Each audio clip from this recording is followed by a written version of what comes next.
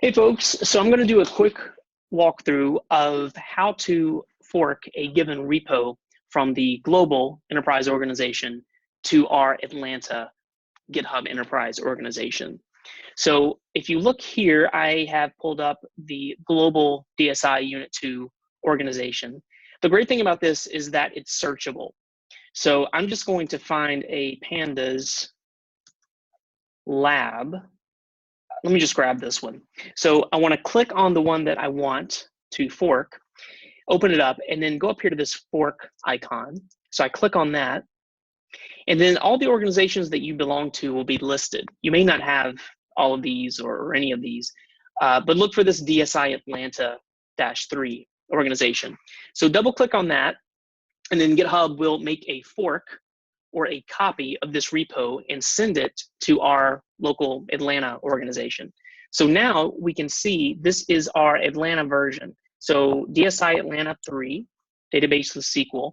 And then if you take a look here at the left-hand corner, try to make this larger, you can see that it has a fork icon beside it. And it also gives you more information. It says forked from, and then it actually gives you the URL that you can click on. And that is kind of the parent repo that we forked this from. So if you ever need that for reference. But this belongs to us now. We can iterate on it. We can add stuff to it, take stuff out. So the next step, I just created a fork, which is a copy that lives in GitHub. I want to clone it locally.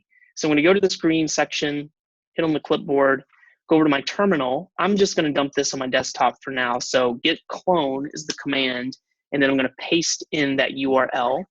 And now you can see here on my desktop that the database lesson resides now here. So what I'm thinking, what I'm going to do is once I clone it locally and I have a safe, secure copy, I'm going to go back to the repo and I'm going to go to the solution.